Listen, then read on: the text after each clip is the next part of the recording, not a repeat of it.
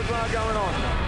Thanks, Dipper. We'll watch for that. Rioli's basically on the boundary line. Barnes first tap, Brown first kick for the Dogs. Well, round 14, 2001 was a pretty big game against the Western Bulldogs. Look, we always used to have pretty tight tussles with them guys. Yeah, and it was actually a pretty good night for myself. I was able to kick 6 goals. 5 goals in the opening half for Moorcroft. That's brilliant. You know, take that, mark that's remembered. Lucas read it best, wrong side for him, hooks it back. What a mark! Sensational! He's taken the wind out of himself, and why wouldn't he? Because he sucked it in from the stratosphere when he was up there. Joe Massini just looked at the scoreboard and said, I want to see it again. I'll tell you what, I reckon Chris Tarrant's looking at the scoreboard and saying, I might have lost the car. That is it. That is it. Yeah, it was a pretty scruffy kick from Scotty, and I just leaped at the footy. And yeah, a bit of luck, got up there, right timing, and yeah, was able to hold on to it. Look, unbelievable, Mark. That is going to be on bars, and that's going to be on pub walls for the next 100 years, that side-on shot. I'll tell you how good it is, it'll be on CNN. That was unbelievable. I hope he kicks it. He will. He does. Brilliant. Bruce was going off his head like he usually does. I think Dermy, was a bit dumbfounded as well. So, look, it's just one of them things. I think I got the right commentator on the right night. Bruce took it to the next level. And I think that makes it even more special as well.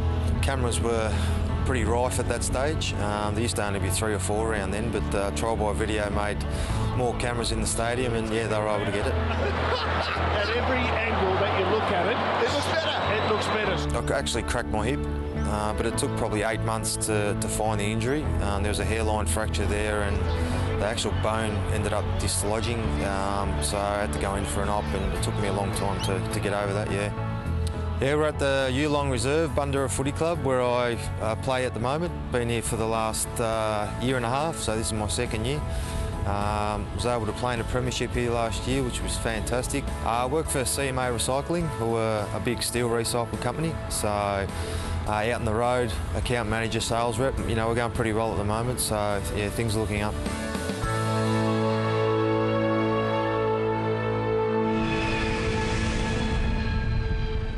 Michael Hurley, have you ever been up that high? Not even close.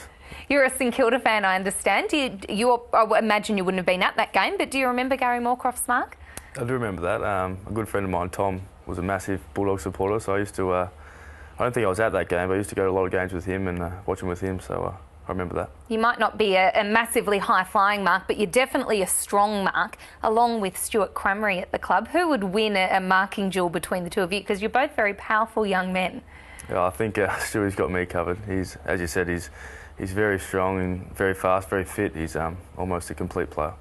Who did you idolise as a young fella growing up? Barracking for the Saints, they've had some great forwards over the years. Yeah, I suppose early on it was big Stewie Lowe, big buckets, and then moved on to sort of Nick Rewalt, who I always thought was an amazing player, and even Matt Maguire, who wasn't there for very long, but I used to love watching him play. What happened to the long sleeves? We saw you wearing them a few weeks ago. They were gone on the weekend.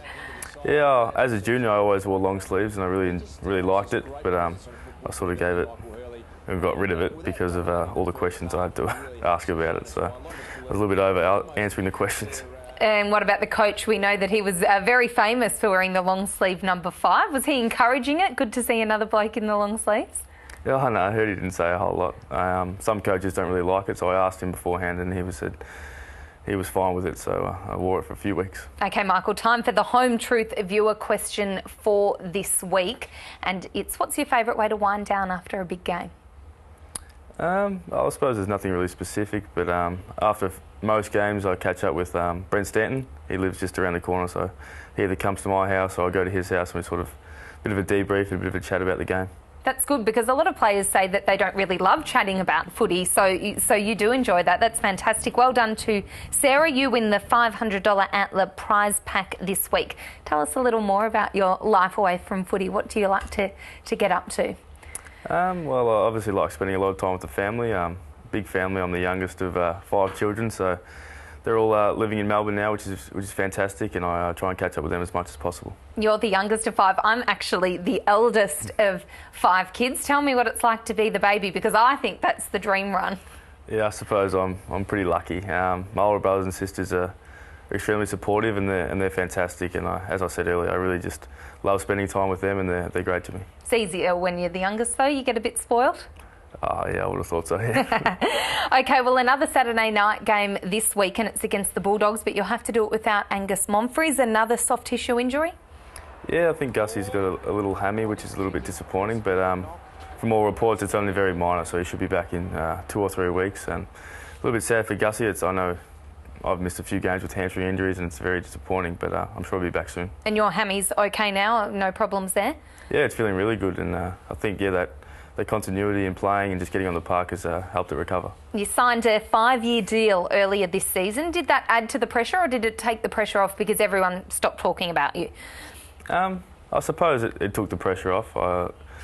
I'd said early on to my manager that I'd really like to sort of get it over and done with, and I suppose get the media away and not have to worry about it. So it was pretty nice to have the club being so supportive and the manager really doing a fantastic job that got it signed very early on. And nice to have the financial future secured away. Did you buy a house or a new car or splurge on a holiday? Anything exciting to tell us? Yeah, I did. I bought a house out near home, so it's nice to get my own little space there and a nice little place in Rosanna, which is fantastic. Well, you're in fantastic form on the weekend, 6 goals. We hope that you can do it again against the Western Bulldogs on the weekend. Good luck. Thanks very much, Sarah.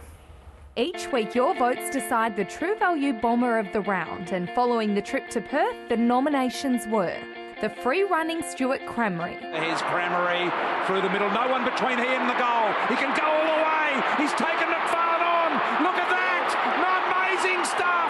He said, I'm faster and more athletic than you'll ever be. And he took him on. Luke McFarlane is one of the better athletes playing the game. He was a junior 400-metre champion.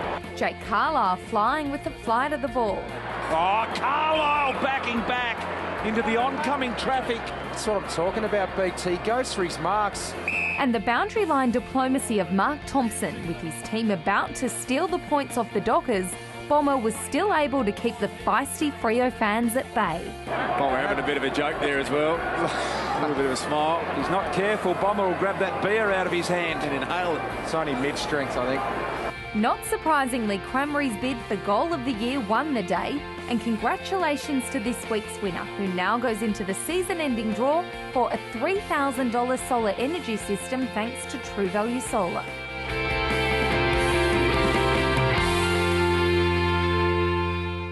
Football is so much a part of Melbourne, and even if you say that you don't really follow football, you're still on a Monday morning talking about it.